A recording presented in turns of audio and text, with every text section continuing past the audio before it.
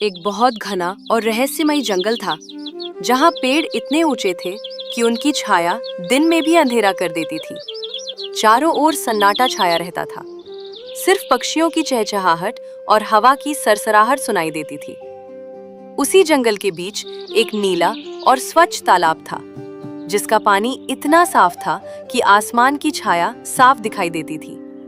तालाब के किनारे एक बेहद खूबसूरत राजकुमारी अदिति खड़ी थी। उसकी आंखें बड़ी बड़ी और चमकदार थीं। बाल लहराते हुए कमर तक थे और चेहरा ऐसी सुंदरता से भरा था कि कोई भी देख ले तो आंखें हटा न सके। वो जंगल की हरियाली, फूलों की महक और तालाब के शांत पानी को निहार रही थी। तभी अचानक आकाश से एक बड़ा काला कौवा तेजी से नीचे उतरा। उसकी आंखें लाल थीं और चोंच से अजीब सी चमक निकल रही थी। जैसे ही अदिति की नजर उस कौवे पर पड़ी, अगले ही पल उसका पूरा शरीर सख्त हो गया। वो पत्थर की मूर्ति में बदल गई। कौवा कुछ देर तक उस मूर्ति को घूरता रहा, फिर जोर जोर से कांव कांव करता हुआ उड़ गया।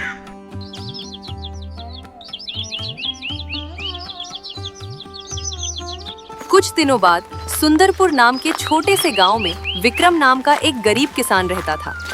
वो सुबह से शाम तक अपने छोटे से खेत में काम करता, फसल उगाता और परिवार का पेट पालता था। अरे भगवान, आज तो धूप कितनी तेज है। पीठ में दर्द हो रहा है, लेकिन क्या करूं, काम तो करना ही पड़ेगा। तभी एक पड़ोसी किसान तेजी से दौड़ता हुआ आया। विक्रम, विक्रम भाई, तुम यहाँ खेत जोत रहे हो और इधर तुम्हारा घर और खेत दोनों खतरे में है। क्या क्या कह रहे हो भाई? क्या हुआ?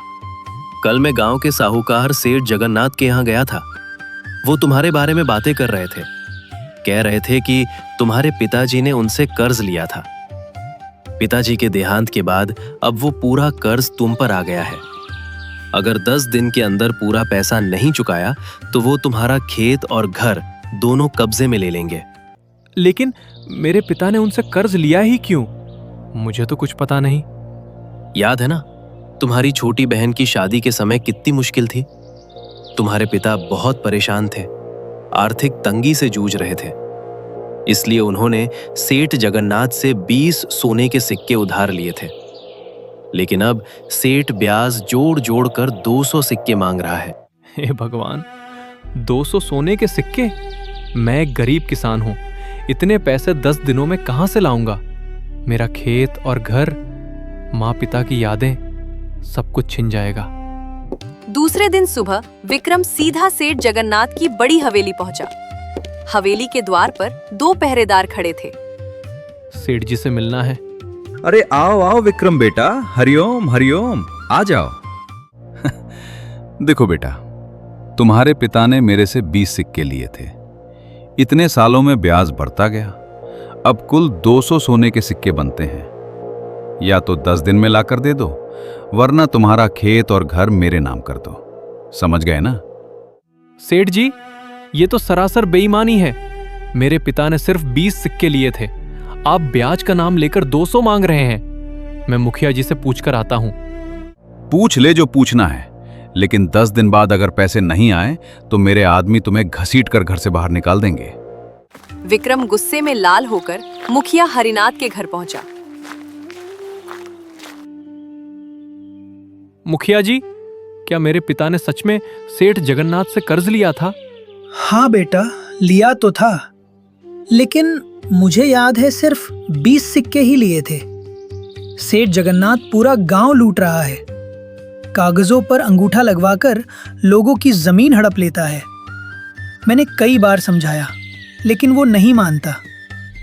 मुखिया जी, मेरी मदद कीजिए। वो मेरा खेत और घर छीनना चाहता है। मेरे माता पिता की सारी यादें उस घर में हैं। मेरी छोटी बहन अभी भी उसी घर में रहती है। अगर घर चला गया तो हम कहाँ जाएंगे?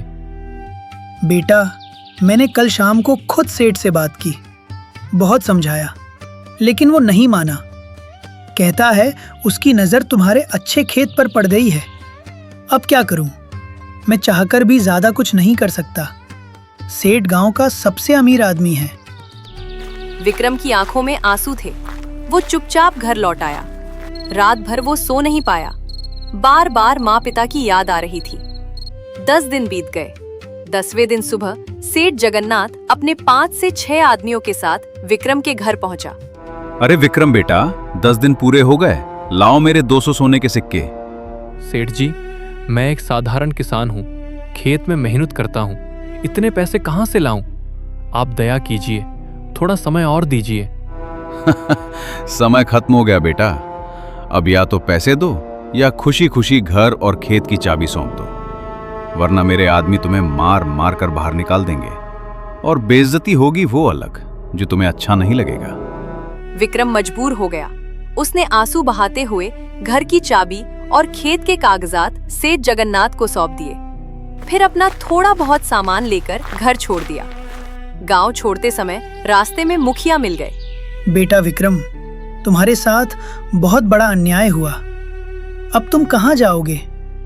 ये लो, मेरी ओर से कुछ पैसे रख लो, जो तुम्हें काम आएंगे। मुखिया जी, मुझे भीख नहीं चाहिए, मुझे न्याय चाहिए था। आपने कोशिश की लेकिन कामयाब नहीं हुए।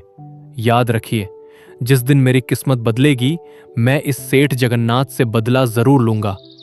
विक्रम और उसकी बहन गांव छोड़कर घने जंगल की ओर चले गए। कई दिनों तक वो जंगलों में भटकते रहे। थक हार कर उन्होंने एक पुराने वृक्ष के नीचे झोपड़ी बना ली। वो और उसकी बहन जंगल के फल फूल खाकर दिन काटने लगे। अब जंगल ही उनका घर बन गया। जहां सरेआम अन्याय होता हो और लोग आंखें बंद कर लेते हों, ऐसे संसार में रहने का क्या फायदा? अब जंगल ही मेरा घर है। समय बीतता गया। एक दिन विक्रम को बहुत प्यास लगी। उसका मटका खाली था। चलो आज कोई नया तालाब ढूंढते हैं और इसी बहाने से जंगल घूमना भी हो जाएगा। वो चलता चलता उसी नीले तालाब के पास पहुंच गया। तालाब के किनारे एक बेहद सुंदर राजकुमारी की पत्थर की मूर्ति खड़ी थी। बाप रे, कितनी जीवंत लग रही है, जैसे कोई राजकुमारी अचानक पत्थर बन गई हो। इतनी सुंदर लड़की मैंने कभी नहीं देखी। काश मेरी किस्मत ऐसी होती। तभी मूर्ति के अंदर से कोमल और प्यारी आवाज आई। हे नौजवान, कौन हो तुम? और इस सुनसान जंगल में क्या कर रहे हो? ये मूर्ति बोल रही है। हे भगवान!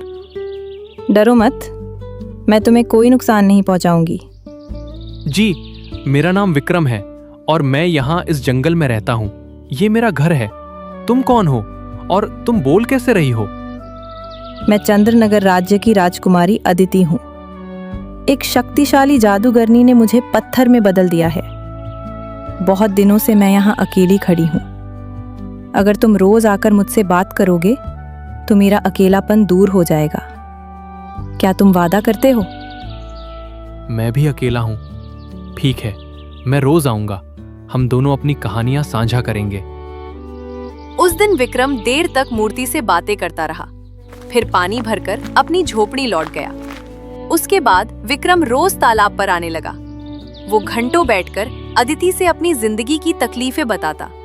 घर छिन जाने का दुख, सेठ जगन्नाथ की बेईमानी, माँ पिता की यादें।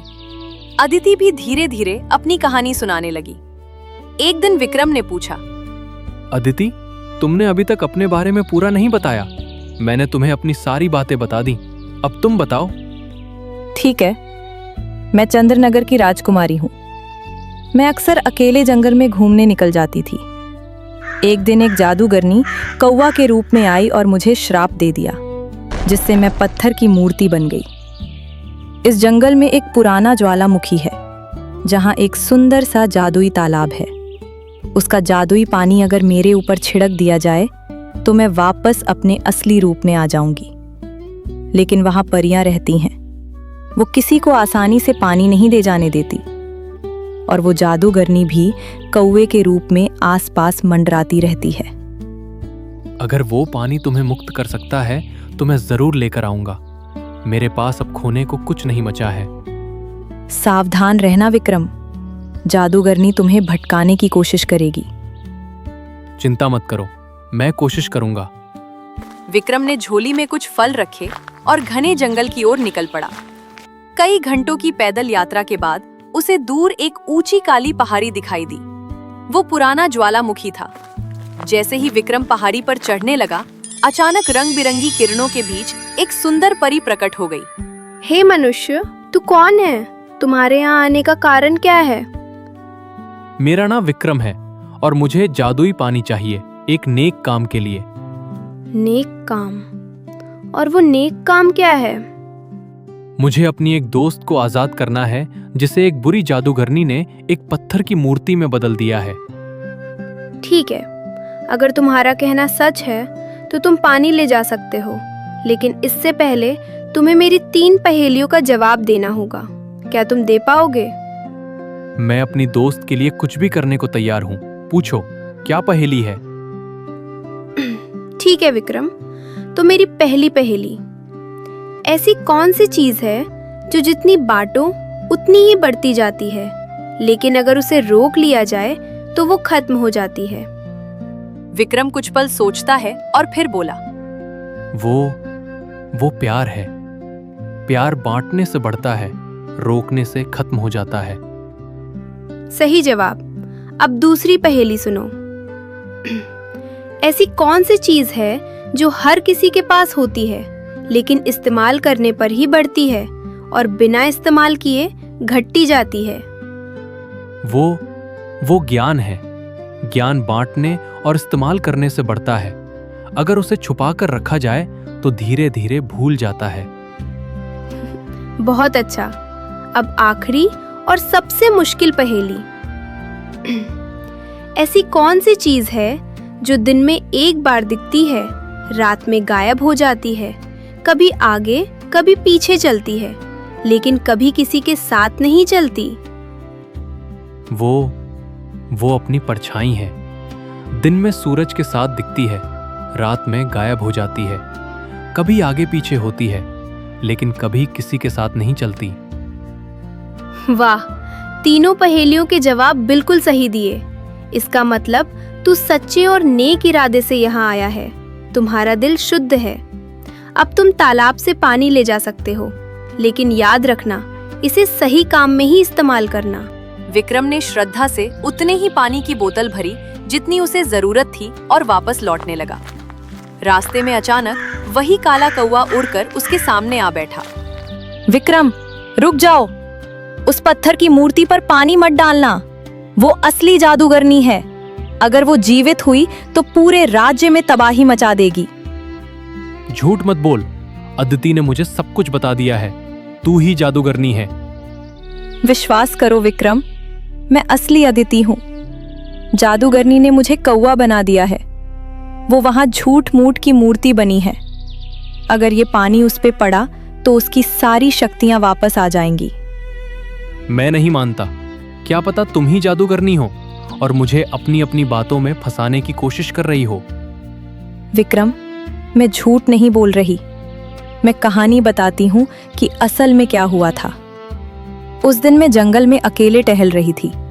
तभी अचानक वहां जादूगरनी आ गई और मुझसे जादुई तालाब का पानी लाने के लिए जबरदस्ती कर रही थी। मेरे मना करने पर उसने मुझे कौवा बना दिया और खुद राजकुमारी बन गई। लेकिन तभी वहां से एक साधु बाबा निकल रहे थे और उन्होंने ऐसा होते हुए देख लिया और उन्होंने उसे पत्थर की मूर्ति बना दिया। अब मैं भी तभी आजाद हो सकती हूँ जब मेरे ऊपर ये जादुई पानी झड़केगा। अगर तुम्हें यकीन नहीं तो तुम साधु बाबा से ही पूछ लो। कौवा विक्रम को साधु बाबा की कुटिया पे ले गया। ये सही बोल रही है विक्रम, यही असली राजकुमारी है। तो आपने इसे अब तक ठीक क्यों नहीं किया?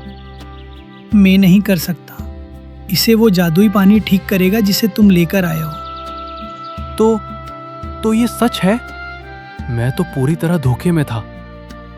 हाँ बेटा, जादूगरनी बहुत चालाक है। उसने राजकुमारी अदिति का रूप धारण कर लिया था और असली अदिति को कौवे में बदल दिया। अब तुम्हारे पास जादुई पानी है, इसे असली राजकुमारी पर डाल दो।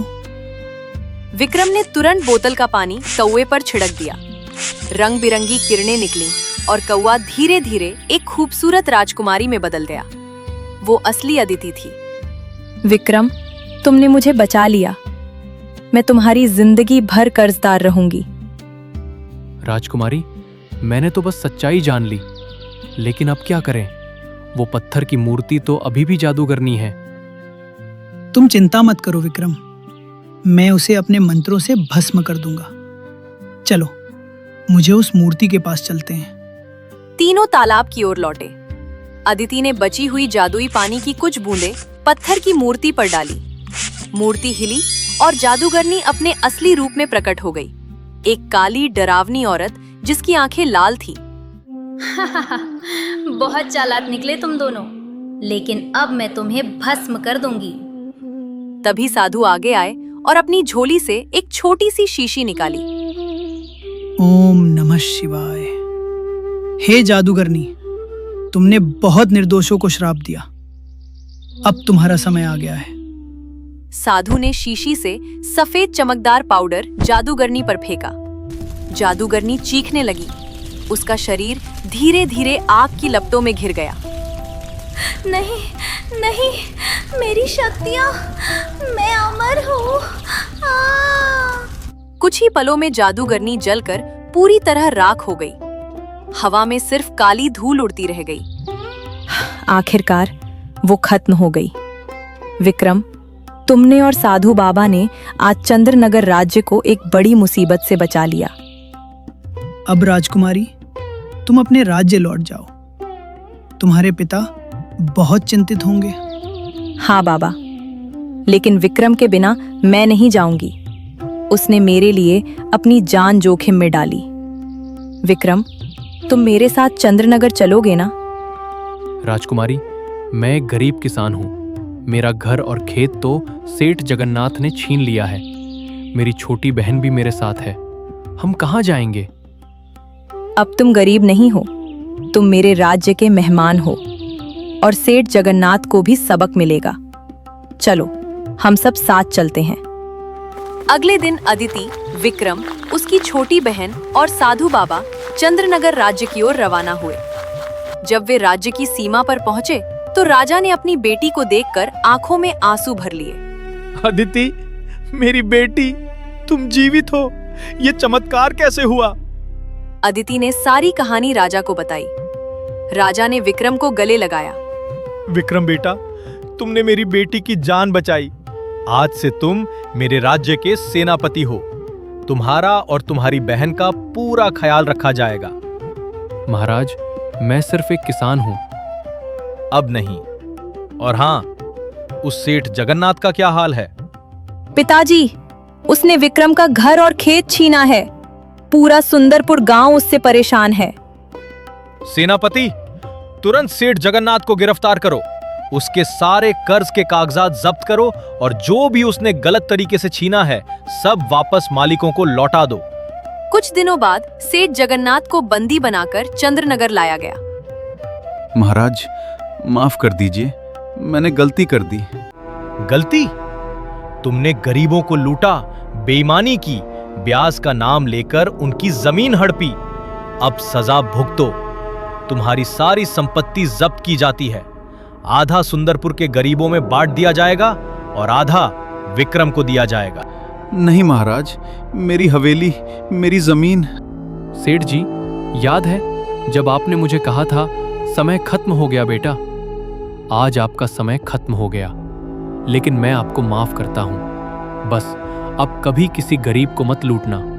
सेठ जगन्नाथ को जेल में डाल दिया गया। उसकी सारी अवैध संपत्ति वापस लौटा दी गई। विक्रम को सुंदरपुर में अपना पुराना खेत और घर वापस मिल गया, साथ में काफी जमीन और सम्मान भी। विक्रम की छोटी बहन अब राजकुमारी अदिति की सहेली बन गई और राज्य में आराम से रहने लगी। कुछ महीनों बाद चंद्रनगर राज्य में बड़ा उत्सव मनाया गया। विक्रम और अदिति का विवाह हुआ। पूरा राज्य खुशी से झूम उठा। विक्रम, तुमने मुझे सिर्फ श्राप से नहीं बल्कि अकेलेपन से भी मुक्त कर दिया। और तुमने मुझे न्याय और परिवार वापस दिलाया। अब हम साथ हैं हमेशा। जंगल का वो नीला तालाब आज भी शांत है। कभी कभी हवा में हल्की सी चहक सुनाई देती है, जैसे कोई पुरानी कहानी दोबारा सुनाना चाहती हो। सच्चाई, साहस और न्याय की कहानी।